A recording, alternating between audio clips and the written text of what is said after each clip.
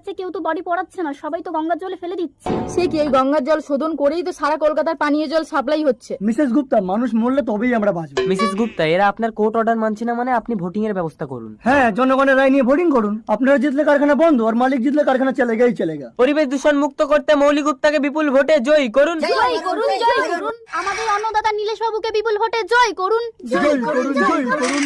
এই দাঁড়াও, আমার বিরুদ্ধে ভোটে দাঁড়াবার দুঃসাহস কে দিয়েছে তোমাকে? এই মারো এদেরকে। এই যে পুলিশ, আপনি কি নীরব দর্শক হয়ে দাঁড়িয়ে দেখবেন? এই চল, ময়দানে কোনো লড়াই হবে না, লড়াই হবে ব্যালট বক্সে। বলো হরি হরি বল, বলো হরি হরি বল। কি হয়েছে মিতালি? ওগো, ডায়রিয়াতে আজ আমাদের ছেলেটাও মারা গেল। না, এবার বলুন আপনারা কে কে চান কারখানা বন্ধ করতে? আমি চাই।